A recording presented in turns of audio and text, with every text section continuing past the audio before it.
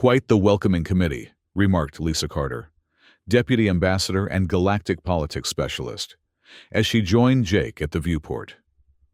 The Council's defense grid, a network of gleaming satellites and patrol ships, surrounded the Aurora like silent sentinels.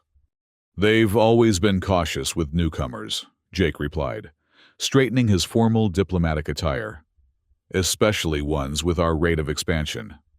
Colonel Ben Hayes, the military advisor to the human delegation, stood rigid at the far wall, his eyes fixed on the tactical display.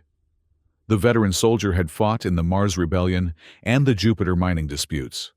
He understood conflict in a way Jake never could.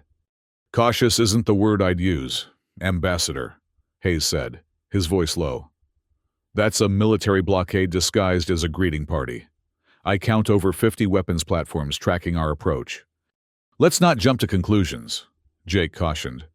"We're here to negotiate, not provoke." The Aurora received docking instructions, directing them to Bay 12 in the lower levels of the station, an assignment that didn't escape Lisa's notice. "Bay 12? That's reserved for probationary species," she said quietly. "They're already sending a message about where they think we stand." Jake nodded, but kept his diplomatic composure. "Then we'll just have to change their minds." As they prepared to disembark, Jake reviewed their objectives. Earth and its 12 colony worlds had expanded rapidly in the past century, developing technologies and establishing settlements that had brought them to the Council's attention. This meeting would determine humanity's place in the galactic community. "Remember," Jake addressed his team, "we represent not just Earth, but New Dallas, Kepler 7, and all human settlements. Our goal is equal partnership, open trade routes, and recognition of our sovereign territories." The council chambers were vast, a domed hall with concentric rings of seats ascending toward the ceiling. At the center stood the speaker's platform, elevated above all others. The human delegation was escorted to a small section in the lower ring, seats noticeably less ornate than those occupied by established council members. Speaker Zathar, a 10-foot-tall crystalline being who served as the council's leader, towered above them from the central platform. His translucent form shimmered with inner light as he addressed the assembly. "The council recognizes the human delegation from the planet Earth and its affiliated colonies." His voice resonated without visible means of production. "You have been summoned to discuss terms of integration into the galactic community." Jake stepped forward to the small podium provided. "Speaker Zathar, honored counselors, we come in peace and friendship. Humanity seeks to join this esteemed body as equal partners in the great work of maintaining galactic stability and prosperity." A murmur rippled through the assembled delegates. Counselor Vexty, a being composed of swirling gases contained within an environmental suit, leaned forward. "Equal partners," Vexty's tone carried unmistakable derision. "Your species has barely mastered rudimentary interstellar travel. The founding races have maintained order for 3,000 years. Equality must be earned." "And we wish to earn it," Jake responded evenly. "Humanity has much to offer. Innovative approaches to artificial intelligence, unique cultural perspectives, and resources from our settled worlds." Speaker Zathar raised a crystalline appendage, silencing further discussion. "We have prepared terms for human integration into the galactic order." A holographic document materialized before Jake. As he began reading, his diplomatic mask faltered. The terms were nothing short of demands for submission. 1. Human territory would be restricted to 12 star systems, with further expansion requiring explicit council approval. 2. Earth would dismantle its AI research programs and place all developments under council supervision. 3. Human military forces would be reorganized into a defensive force under council oversight. 4. All interstellar trade would be conducted through council-approved channels, with appropriate taxation. 5. A council observation post would be established in Earth's solar system to ensure compliance. Jake looked up, meeting Speaker Zuthar's impassive gaze. This wasn't a negotiation. It was a declaration of human subjugation. These terms effectively reduce Earth to a vassal state, Jake said, keeping his voice level despite his rising anger. Humanity has developed independently and peacefully. We've harmed no one in our expansion. Your unregulated growth poses inherent risks. Deep Lord Kath, a bulbous entity from the oceanic worlds of the Inner Rim, interjected. The last species to expand so rapidly became the Vorex hegemony. 3 star systems were rendered uninhabitable before they were contained. We are not the Vorex, Jake countered. Our history shows a consistent pattern of overcoming our aggressive tendencies. Earth itself was once divided into competing nations before we unified. Lisa discreetly passed Jake statistical data on human technological development and peaceful settlement patterns. Ben Hayes remained silent, but his posture had tensed noticeably. For 3 hours, Jake attempted to redirect the discussion toward mutual cooperation. Each argument was met with dismissive rebuttals. It became increasingly clear that this wasn't a negotiation. It was a sentencing. The terms are non-negotiable, Speaker Zuthar finally stated. The Council has determined this is the only acceptable path for human integration. You will sign the agreement today, and implementation will begin immediately. Jake looked at the document hovering before him, then at Lisa and Ben. In their eyes, he saw the same realization. They were being forced into servitude. 3 centuries of human achievement, innovation, and sacrifice were being dismissed by beings who saw them as little more than troublesome children. In that moment, Jake made a decision that would alter the course of galactic history. No, he said simply, his voice carrying clearly through the chamber. The council hall fell silent. Ambassador Morrison, Speaker Zathar's tone held warning. Perhaps you misunderstand. These are not suggestions. I understand perfectly, Jake replied, standing straighter. And I reject these terms on behalf of Earth and all human colonies. He turned to Lisa and Ben. We're leaving. You have not been dismissed, Counselor Vexty hissed. Jake faced the council, his resolve hardening. We didn't come here to surrender our sovereignty. Humanity will not be subjugated. We will not dismantle our defenses. We will not abandon our research. And we certainly will not accept observers to ensure our compliance. He gestured to his team, who stood in unison. Earth has faced tyrants before. We did not journey to the stars to find new masters. As they walked toward the exit, Speaker Zathar's voice boomed behind them. If you leave now, there will be consequences. The Council controls all major trade routes. Your colonies will be isolated. Your resources will dwindle. Jake paused at the doorway, turning for one final statement. Then we will find our own way. Humanity has always adapted to challenges. This will be no different. With that, the human delegation departed, leaving the council in stunned silence. Aboard the Aurora, tension filled the command deck as they prepared for departure. They might try to prevent us from leaving, Ben warned, monitoring the defense grid. If they wanted to detain us, they would have done it in the chamber, Jake replied. They want intimidation, not confrontation. Not yet, anyway. Lisa was already compiling data on alternative trade routes and potential allies. We need to get this information back to Earth immediately. The colonies must be prepared. Jake nodded grimly. Set course for home. Maximum speed once we clear their defensive perimeter. As the Aurora pulled away from Nexus Prime, the 3 human representatives gathered in the ship's conference room to develop their strategy. They'll start by restricting trade, Lisa predicted, displaying economic projections. New Dallas and Kepler-7 will be hit hardest. They rely on material exchanges with Council-aligned systems. The Quantum Communicator project becomes our top priority, Jake decided. If we can establish instant communication that bypasses Council monitoring, We can coordinate between Earth and the colonies. Ben brought up military readiness reports. We need to accelerate our defensive preparations.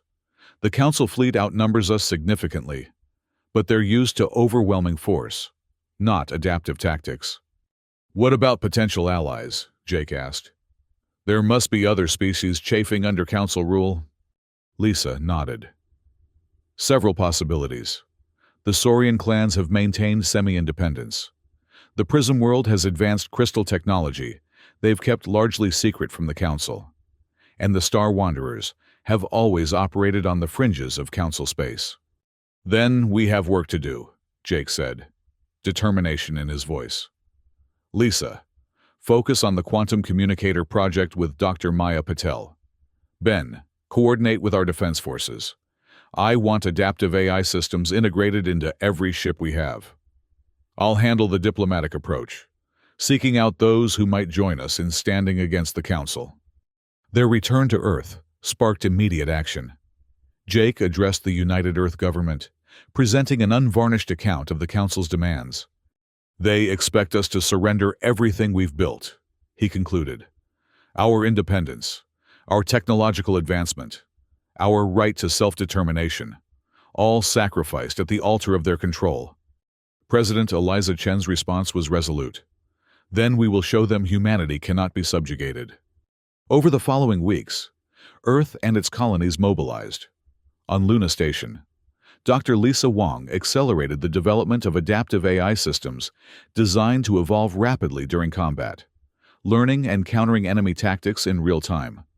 On Earth, Dr. Maya Patel led the Quantum Communicator Project, working to establish instantaneous communication across vast distances, without relying on the network of relay stations controlled by the Council. The colonies implemented their own initiatives. New Dallas, an agricultural powerhouse, diverted resources to become more self-sufficient. Kepler-7's manufacturing centers shifted production to defense systems. Asteroid Base 1 expanded its mining operations, extracting critical materials previously imported from Council worlds. Captain Tony Rodriguez of the trading vessel Horizon led daring expeditions through the treacherous Cassia Nebula, establishing new trade routes that bypassed Council-controlled space. The radioactive storms and gravitational anomalies had deterred previous exploration, but with adaptive AI navigation systems, Rodriguez and his crew charted safe passages. Commander Alex Turner guided her science vessel into the dangerous Kepler void, a region of intense gravitational distortion that most ships avoided. Using experimental magnetic field technology, her team established mining operations in an area rich with rare elements, materials the Council had previously controlled exclusively. 3 months after the failed negotiations, the Council made its first aggressive move. A fleet of 30 warships approached New Dallas, the most distant human colony, with the apparent intention of forcing compliance through military pressure. Captain Eddie Nelson, commanding the colony's defensive squadron of just 12 ships, prepared to face overwhelming odds. They outgun us nearly 3-1, his tactical officer reported grimly. But they don't outthink us, Nelson replied. Activate the adaptive AI systems and prepare for distributed defense pattern Omega. As the Council fleet entered the New Dallas system, they deployed in a standard formation, a powerful but predictable approach developed over centuries of minimal resistance. Nelson's ships scattered, using the system's unusual gravitational profile to execute maneuvers that would have been impossible without their AI assistance. The battle lasted just 6 hours.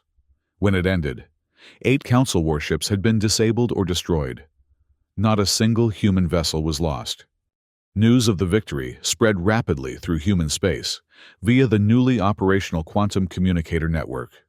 More significantly, it reached beyond to species watching carefully for signs of weakness in the Council's grip. At Haven Point, a neutral trading station on the edge of Council space, Jake Morrison met with representatives from potential allies. Krex, emissary of the Saurian clans, was the first to approach.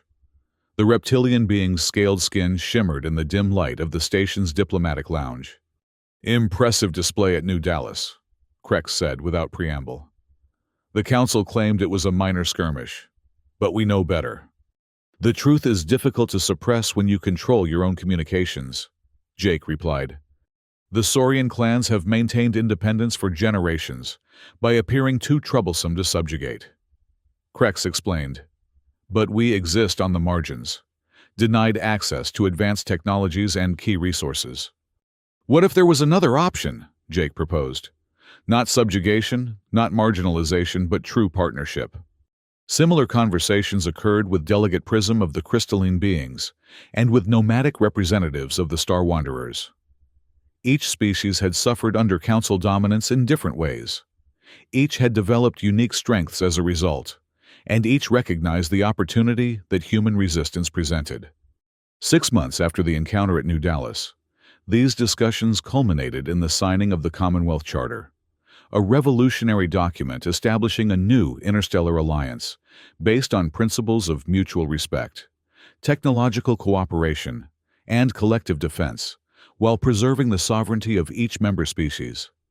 The fledgling Commonwealth faced its greatest test when the Cygnus sector, a resource-rich region of 12 star systems under Council control, declared its intention to secede and join the new alliance. The Council, recognizing the existential threat this represented, dispatched a massive fleet of 200 vessels to Cygnus Gate, the region's primary access point. Admiral Frank Cooper, commanding the Commonwealth's combined fleet of 47 ships, prepared to meet them. "We're outnumbered 4-1, his executive officer stated as they reviewed the tactical display. "Numbers aren't everything," Cooper replied. "We have advantages they don't expect." The Commonwealth fleet was unlike anything the galaxy had seen before. Ships of human design alongside Saurian cruisers, crystalline vessels from Prism World, and the stealth craft of the Star Wanderers. Each brought unique capabilities that, when combined with adaptive AI coordination, created a force greater than the sum of its parts. As the Council Armada approached Cygnus Gate, Cooper implemented a strategy that capitalized on these diverse strengths. Star Wanderer vessels, nearly invisible to sensors, slipped behind enemy lines to gather intelligence and disrupt communications. Prism ships projected crystalline interference fields that protected Allied vessels from enemy targeting systems. Saurian cruisers, renowned for their maneuverability, led precision strikes against key targets. Human vessels, enhanced with the latest adaptive AI, coordinated this symphonic battle, adjusting tactics moment by moment based on Council responses. The turning point came 7 hours into the engagement. A group of Council ships from the outer systems, long treated as secondary citizens within the hierarchical structure, suddenly changed course. Rather than firing on Commonwealth vessels, they targeted their own fleet. "We've received a transmission," Cooper's communications officer reported. "Captain Thorell of the Rim Territory Squadron is requesting to join the Commonwealth forces." Similar messages arrived from other ships as the carefully maintained facade of Council unity crumbled. For many species, the promise of the Commonwealth, equal partnership rather than eternal subservience, proved more compelling than loyalty to an oppressive regime. By the battle's end, the Council fleet had disintegrated. Nearly half its ships had surrendered or defected, while the remainder retreated in disarray. The Cygnus sector was secured for the Commonwealth, and more importantly, the myth of Council invincibility had been shattered. 1 year after the human delegation had walked out of the Council chambers, Jake Morrison returned to Nexus Prime. This time, he arrived not as a supplicant but as the lead representative of the Commonwealth, an alliance that now encompassed over 100 worlds across 62 species. The Council chamber was notably different. Many seats stood empty, their former occupants having joined the Commonwealth or declared independence. Speaker Zuthar remained, but the crystalline being's luminescence had dimmed noticeably. "The Commonwealth delegation is recognized," Star announced, his tone lacking its former imperious quality. Jake stepped forward, standing not at the small podium previously assigned to humanity, but at the central speaking position. 1 year ago, I stood in this chamber and was told that humanity must submit to council authority, he began. I was told that we had no choice but to surrender our sovereignty, our technological advancement, and our right to determine our own future. He gazed around the chamber, meeting the eyes of those council members who remained. Today, I return not to submit, but to inform you that the galaxy has changed. The Commonwealth does not seek your permission to exist. We do not require your approval to forge our own path. We stand before you as equals, not because you have deemed us worthy, but because we have demonstrated that freedom cannot be granted or withheld by any authority. Speaker Zathar's crystalline form seemed to shrink. What does the Commonwealth demand of the Council? Nothing, Jake replied. We do not operate as you do. We do not demand or subjugate. We offer cooperation between equals. Those who wish to join us are welcome. Those who prefer to remain independent are respected. Those who would threaten any member of our alliance will find us united in defense. As Jake departed, Zathar called after him. We did not understand. We have governed for 3,000 years, maintaining order, preventing chaos. Jake paused. Perhaps that was your first mistake, believing that order must be imposed rather than arising naturally from mutual respect. Your 3,000 years of stability came at the cost of innovation, diversity, and freedom. The Commonwealth offers a different path. 5 years later, the Commonwealth had grown to encompass over 300 worlds across the galaxy. Where the Council had imposed uniformity, the Commonwealth celebrated diversity. Where the Council had controlled technology, the Commonwealth encouraged innovation. Where the Council had demanded obedience, the Commonwealth fostered cooperation. In a small museum on Nexus Prime, now a member of the Commonwealth itself, visitors could view a historical display containing a simple, holographic recreation. Ambassador Jake Morrison, standing before the Council, turning his back and walking away. Beneath it, an inscription read, "Sometimes, the most powerful act of defiance is simply refusing to participate in your own subjugation." The Aurora, now a historical vessel, had been preserved as a monument in Earth's orbit. Jake Morrison, still serving as a senior diplomat, occasionally visited the ship where he had made the momentous decision to walk away from surrender. During one such visit, accompanied by a group of young diplomatic cadets, he was asked if he had known what would happen, if he had anticipated that his defiance would lead to the transformation of galactic society. No, he admitted with a smile. I only knew what I couldn't accept. Sometimes that's enough, knowing where you must draw the line, even if you don't yet see the path forward. He gazed out at Earth below, then at the stars beyond.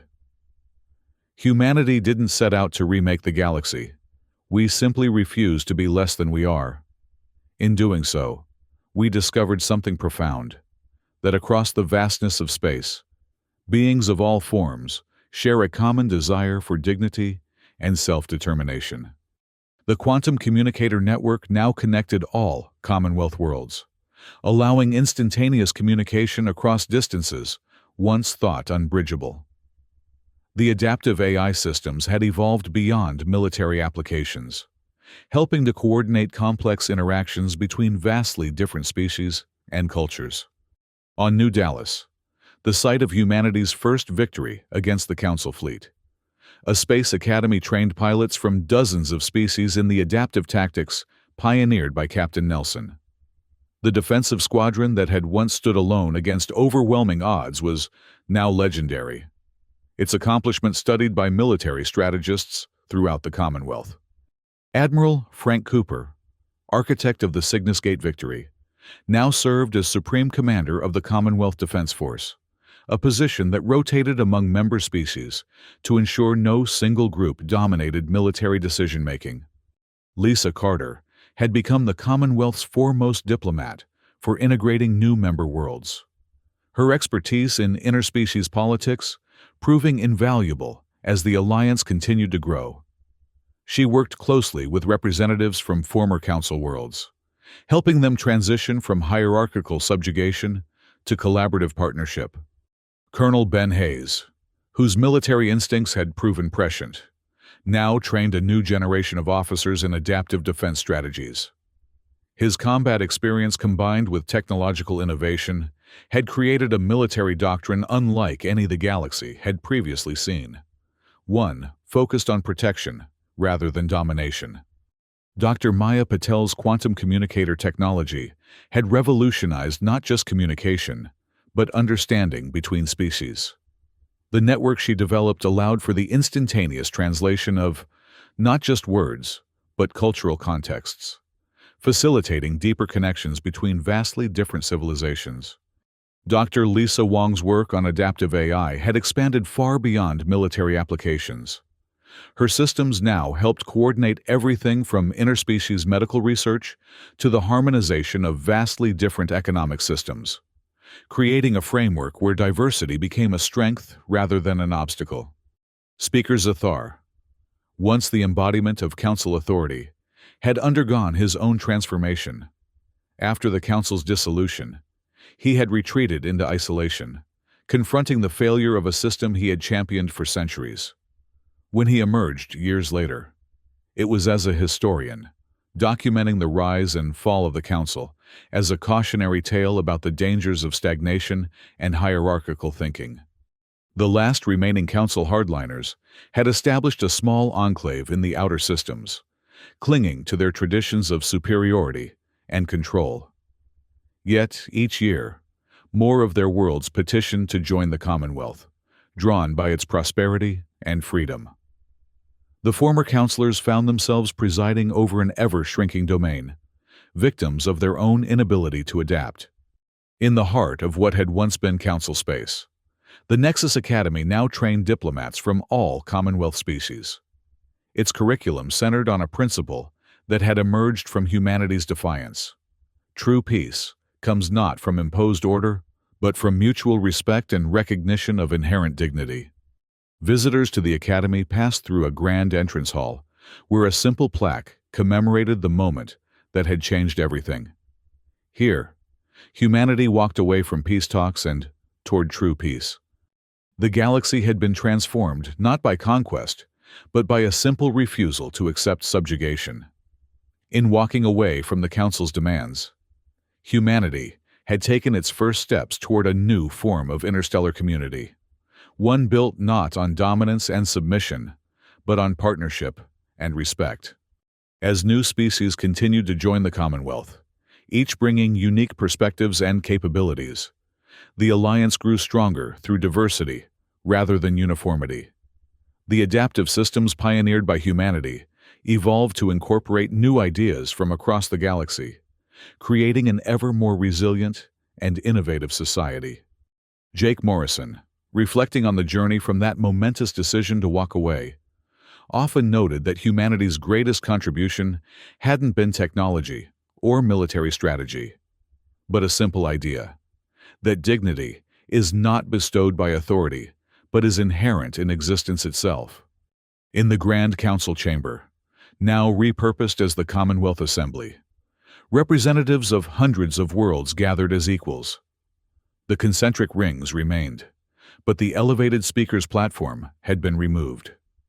In its place stood a circular table where rotating representatives facilitated discussions rather than dictating outcomes. The Aurora, preserved in orbit around Earth, remained a symbol of the moment when humanity had faced a crossroads and chosen the harder but more honorable path. Young diplomats from across the Commonwealth visited the vessel, walking its corridors and standing on the bridge where Jake Morrison and his team had planned their response to the Council's ultimatum.